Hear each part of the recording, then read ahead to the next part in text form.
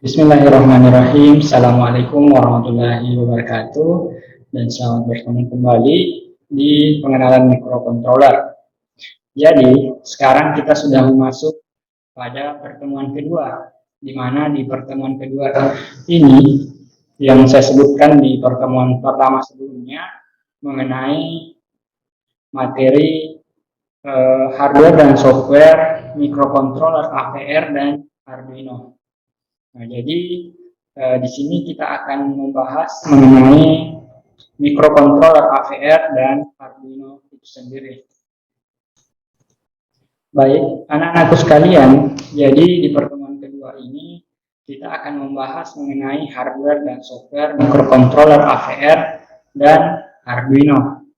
Di mana di pertemuan sebelumnya saya telah menjelaskan mendeskripsikan seperti apa itu microcontroller. Nah, jadi anak-anak sekalian yang masih belum terlalu paham, silahkan disimak kembali di video pertama sebelumnya.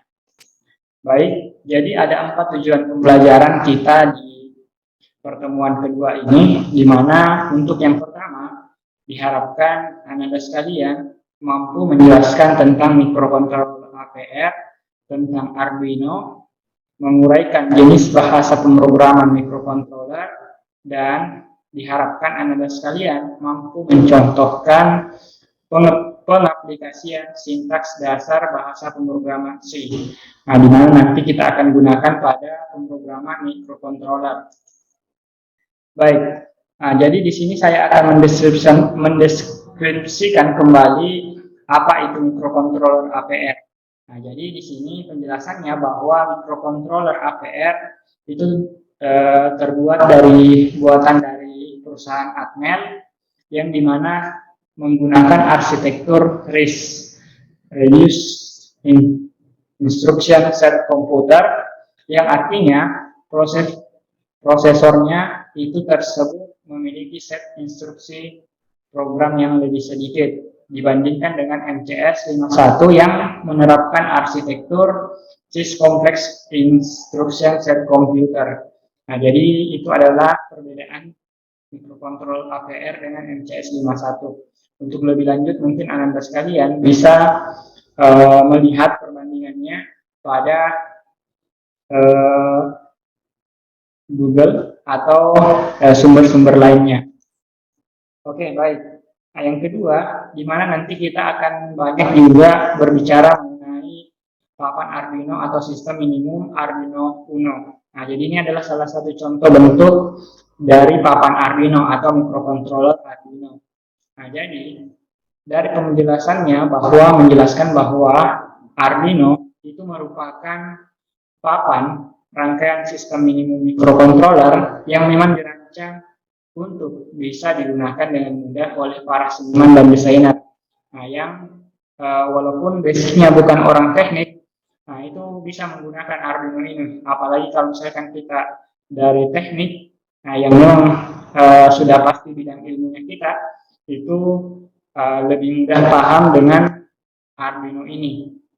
Nah, jadi dengan demikian tanpa mengetahui bahasa pemrograman, nah, nanti kalian, anak-anak sekalian, Arduino ini bisa digunakan untuk menghasilkan karya yang canggih. Nah, karya yang canggih itu seperti apa? Misalkan tempat sampah otomatis, pintu otomatis, nah, dan berbagai macam peralatan yang kita buat sehingga bisa menghasilkan karya atau produk baru yang nantinya ada nilai kebaharuan di dalamnya.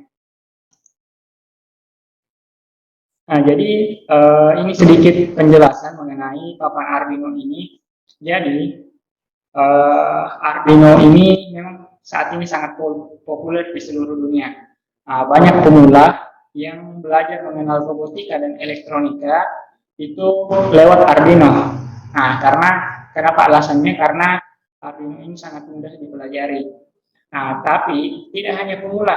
Nah, kalian sebagai yang hobi dengan peralatan-peralatan canggih atau bahkan profesional pun ikut senang mengembangkan aplikasi elektronik menggunakan Arduino ini.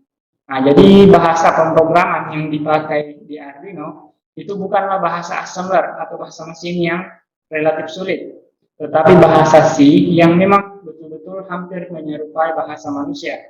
Nah, yang disederhanakan dengan bantuan pustaka-pustaka library yang ada pada Arduino. Nah, jadi ini memang betul-betul sangat memudahkan sebagai pengguna, dan seperti mikrokontroler yang banyak jenisnya, Arduino lahir dan berkembang dengan berbagai jenis. Nah, jadi dari penjelasannya, nanti Anda sekalian bisa cek kembali jenis-jenis Arduino. Nanti kalian akan temui mulai dari Arduino Uno, Arduino Mega, Arduino Nano, Arduino Pro Mini, dan berbagai jenis Arduino lainnya. Nah, jadi di pembahasan kita di video-video nanti kita akan berfokus pada salah satu jenis Arduino yang banyak kita gunakan nanti pada saat melakukan praktik. Nah, itu adalah jenis Arduino Uno. Nah, di mana kita ketahui bersama bahwa Arduino Uno itu adalah jenis Arduino yang paling populer digunakan. Nah, di kalangan pelajar maupun kalangan umum. Nah, ini harganya relatif murah dan sangat mudah didapatkan di pasaran. Nah, jadi itu adalah salah satu alasan kenapa nanti pada saat melakukan praktik itu kita menggunakan Arduino ini. Nah, ini adalah bentuk gambaran perangkat dan fungsi masing-masing bagiannya. Nanti teman-teman bisa download, adik-adik sekalian dan anda sekalian bisa download gambar Arduino ini. Kalau misalkan gambarnya kurang jelas di sini, nanti kalian bisa lihat seperti apa bagian-bagian dari Arduino ini. Nah, jadi Arduino ini bisa langsung digunakan karena memang dia sudah dalam bentuk sistem minimum. Oke, baik. Nah, karena kita sebelumnya sudah berbicara mengenai hardware, sekarang saya akan menjelaskan kembali mengenai pemrograman. Nah, jadi ada beberapa sintaks yang harus kalian pahami dalam melakukan pemrograman. Walaupun nanti kita berbicara mengenai pemrograman bahasa C di Arduino microcontroller. Nah, di sini yang pertama yang harus Anda sekalian pahami bahwa hal yang pertama yang harus kita lakukan adalah harus mendefinisikan masalah. Nah, jadi nanti kita harus tahu kira-kira apa yang akan kita buat, kita definisikan masalahnya seperti apa, dan kita pecahkan masalahnya. Yang kedua adalah mencari solusi. Nah, ini yang saya sebutkan tadi. Kita harus cari masalahnya dulu dan mencari solusi pemecahan masalahnya. Yang ketiga apa? Yang ketiga adalah menentukan algoritmanya. Nah, kita tentukan algoritma pemecahan masalahnya. Nah, dan yang keempat adalah kita tuliskan programnya.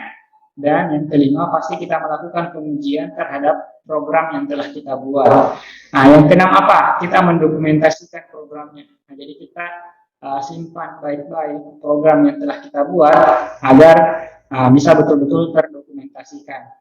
Yang ketujuh apa? Nah, nanti kalau misalkan kita program ini mengalami kendala, nah nanti kita harus rawat programnya. Yang ketujuh adalah kita harus merawat programnya. Oke, baik. Saya lanjut. Jadi tadi kita sudah berbicara banyak mengenai algoritma dari program itu sendiri. Nah, jadi perlu kita ketahui bersama bahwa algoritma itu apa. Jadi algoritma itu adalah urutan langkah-langkah logis penyelesaian masalah yang kita susun secara sistematis. Nah, jadi algoritma itu biasa juga disebut dengan urutan logis pengambilan keputusan dalam pemecahan masalah. Nah, ini adalah salah satu penjelasan juga bahwa algoritma adalah urutan langkah-langkah berhingga untuk memecahkan masalah logika atau matematika. Nah, jadi algoritma itu adalah logika, metode dan tahapannya atau urutannya yang sistematis yang digunakan untuk memecahkan suatu permasalahan. Nah, jadi dalam sebuah pemrograman ada 4 komponen utama. Yang pertama yang harus Anda sekalian pahami bahwa pada saat kita melakukan pemrograman, yang pertama yang harus kita perhatikan adalah piranti input atau piranti masukan, yang mana nanti berfungsi untuk memasukkan data atau program ke dalam memori. Nah, yang kedua adalah apa? Piranti keluaran atau output yang berfungsi untuk menampilkan hasil dari eksekusi program. Nah, apa ini? Biasanya kita tampilkan dalam serial monitor. Nah, jadi output dari program yang kita eksekusi, nah itu nanti ditampilkan apakah terjadi error atau tidak. Nah, yang ketiga apa? Kita melakukan unit pemroses utama berfungsi mengerjakan operasi-operasi dasar. Nah, yang keempat apa? Memori penyimpanan yang berfungsi untuk menyimpan program dan data atau informasi yang telah kita buat. Oke, baik. Saya lanjut. Nah, jadi nanti kalau misalkan kita melakukan pemrograman, ada dua istilah yang mungkin sering kita temui. Yang pertama adalah interpreter dan compiler. Nah, yang pertama kita harus tahu apa ini interpreter dan apa itu compiler. Nah, jadi ada beberapa perbedaan di dalam dua nama ini.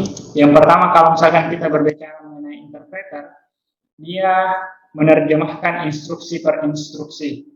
Nah, jadi interpreter seperti itu. Yang kedua, source program tidak harus ditulis lengkap. Yang ketiga, bila terjadi kesalahan instruksi, dapat langsung diperbaiki secara interaktif. Nah, tidak menghasilkan objek program. 5, pemrosesan program lebih lambat karena setiap instruksi yang dikerjakan harus diinterpretasi ulang. Nah, yang keenam, di mana nanti source code itu source code program yang kita buat itu terus dipergunakan. Apa bedanya dengan compiler? Nah, compiler itu dia langsung menerjemahkan secara keseluruhan. Nah, yang kedua, source program harus ditulis lengkap. Nah, bila terjadi kesalahan, yang ketiga, bila terjadi kesalahan dalam kompilasi, source program harus dibenarkan dan harus dikompilasi diulang kembali. Nah, nanti yang keempat, dia akan menghasilkan objek program. Yang kelima, pemrosesan program lebih cepat karena program sudah dalam bahasa mesin. Nah, yang keenam, source code program dipergunakan satu kali saat kompilasi program. Nah, jadi kita lihat tadi interpreter dengan compiler, kira-kira nanti kita banyak menggunakan apa? Nah, jadi jawabannya nanti kita akan banyak menggunakan compiler. Nah, di mana pada saat kita compile programnya itu langsung diterjemahkan secara keseluruhan dan source code yang kita buat itu harus ditulis lengkap. Nah, di mana nantinya karena ini juga pemrosesannya lebih cepat. Nah, jadi karena memang bahasanya sudah bahasa C yang kita buat dalam bahasa mesin. Oke, baik. Kalau misalkan saya lanjut. Kalau misalkan kita berbicara mengenai program, pastinya nanti kita tidak lepas dari yang namanya flowchart atau alur-alur dalam segmen-segmen yang lebih kecil atau hal-hal yang nantinya yang akan membantu kita dalam melakukan letak-letak kesalahan atau ada error pada program kita. Nah, jadi penjelasannya, flowchart ini adalah penggambaran secara grafik dari langkah-langkah dan urutan prosedur dari suatu program. Nah, jadi kita menggambarkan langkah-langkah urutan prosedur dari suatu program dalam bentuk grafik. Nah, jadi nantinya flowchart ini akan menolong analisis dan programmer untuk memecahkan masalah ke dalam segmen-segmen yang lebih kecil dan menolong dalam menganalisis alternatif lain dalam pengoperasian. Nah, jadi itu adalah penjelasan sedikit mengenai flowchart itu sendiri. Nah, jadi apa yang harus kita perhatikan dalam petunjuk pembuatan flowchart? Yang pertama, flowchart itu harus digambarkan dari halaman atas ke bawah dan dari kiri ke kanan. Nah, jadi kita buat dari halaman atas ke bawah dan harus dibuat dari kiri ke kanan kalau misalkan flowchartnya kita buat dalam bentuk bersambung. Nah, yang kedua adalah aktivitas yang digambarkan itu harus didefinisikan secara hati-hati dan definisi ini harus dapat dimengerti oleh pembacanya. Nah, yang ketiga, setiap langkah dari aktivitas itu harus diuraikan dengan menggunakan deskripsi kata kerja. Nah, yang keempat adalah setiap langkah dari aktivitas itu harus berada pada urutan yang benar. Nah, dan yang kelima, simbol flowchart itu harus kita gunakan standar. Nanti saya perlihatkan bentuk-bentuk standar dari simbol-simbol flowchart itu sendiri. Nah, ini adalah simbol-simbol yang mungkin sering kita gunakan kalau misalkan kita mau membuat gambar flowchart seperti apa, di mana ada input-output digunakan untuk mewakili data I/O. Nah, jadi nanti kita gambar yang pertama ini nanti kita gunakan untuk mewakili data input-output, baik berupa entah kayak inputan dari sensor atau inputan perangkat lain, dan baik outputnya itukah dalam bentuk aktuator ataukah dalam bentuk teks atau tampilan pada LCD. Nah, yang garis ini dia menunjukkan garis alir, menunjukkan arus dari proses. Nah, terus ada penghubung, penunjuk penghubung ke halaman yang sama atau halaman yang lain. Nah, nanti kita buat, kita beri penomoran pada di dalam lingkaran ataupun bentuk segi 5 ini, nantinya di dalam. Nah, terus dan beberapa penjelasan mengenai proses simbol-simbol dari flowchart ini. Nanti Anda sekalian bisa download langsung di Google gambar yang lebih jelas yang bisa Anda pahami. Nah, nanti di dalamnya banyak sekali yang mendeskripsikan seperti apa pembuatan flowchart dan penempatan simbol-simbol ini dalam pembuatan alur flowchart, ya. Nah, saya lanjut dulu. Nah, jadi di dalam bahasa pemrograman perlu juga Anda ketahui bersama bahwa nantinya ini kita banyak, jadi kalau misalkan di dalam bahasa pemrograman ada 3 tingkatan yang Bapak ketahui yang terdapat di dalam modul yang sudah dirangkum. Nah, yang pertama itu adalah bahasa mesin, yang kedua adalah bahasa assembly. Nah, bahasa mesin ini adalah bahasa yang dikenali oleh komputer atau program yang nanti kita compile. Yang ketiga adalah bahasa tingkat tinggi. Nah, di sini ada bahasa C dan bahasa basic. Nanti kita banyak berfokus di bahasa C. Nah, ini adalah salah satu contoh penulisan pemrograman bahasa C APR, di mana di sini menggunakan kode Vision APR aplikasinya. Kalau misalkan Anda sekalian menggunakan microcontroller, sistem umumnya kita bangun sendiri, itu bisa menggunakan bahasa pemrograman jenis kode Vision APR, bentuknya seperti ini. Nah, jadi program bahasa C tidak mengenal aturan penulisan di kolom tertentu, sehingga bisa dimulai dari kolom manapun. Namun demikian, untuk mempermudah bacaan program dan diperlukan dokumentasi, sebaiknya penulisan bahasa C diatur sedemikian rupa sehingga mudah dan enak dibaca. Nah, ini yang pertama adalah include Mega16.h. Kita mengambil file library dari ATmega16, artinya kita di sini menggunakan jenis microcontroller ATmega16. Terus include delay. Nah, terus define port A, artinya kita menggunakan port A di pin 0. Nah, di sini kita mendefinisikan fungsi pinnya seperti apa. Nah, terus kita ada integer X, kita membuat tipe datanya seperti apa. Nah, point main point, dan kita sudah masuk pada isi programnya. Artinya DDRA sama dengan 0 kali FF. Nah, itu artinya kita aktifkan. Ada port A. Nanti kalian bisa lihat juga lebih lanjut perbedaan dari DDR dengan port. Itu banyak penjelasannya di Google yang bisa kalian lihat. Nah, terus di while satu kita buat isi programnya yang DDR ini dan port ini berulang, ya. Nah, ini adalah perbedaan dari penulisan bahasa C Arduino. Nah, jadi kalau misalkan kita nantinya menggunakan Arduino, itu penulisannya lebih simpel dan lebih mungkin, artinya dia sudah bahasa tingkat tinggi, yang bahasa yang hampir mendekati bahasa manusia.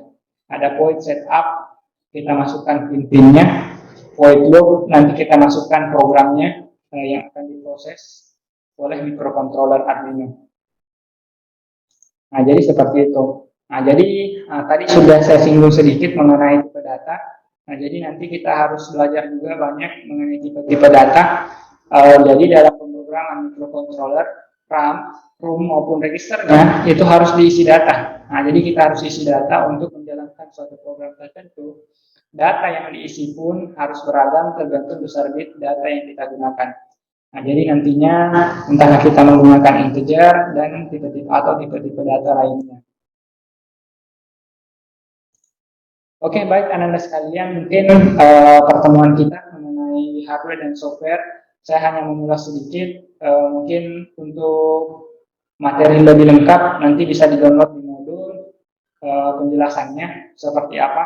Nah, karena ini hanya saya mereview sedikit supaya sebelum kita memulai praktikum nantinya ada pemahaman awal yang Anda sekalian ketahui bahwa dalam penggunaan microcontroller ada hal yang seperti ini. Ya, baik. Mungkin saya cukupkan, lebih dan kurangnya mohon dimaafkan. Wabillahi taufiq wal hidayah. Wassalamualaikum warahmatullahi wabarakatuh, dan semoga di pertemuan-pertemuan selanjutnya akan ada pembahasan-pembahasan lebih lanjut. Ya, oke. Saya tutup.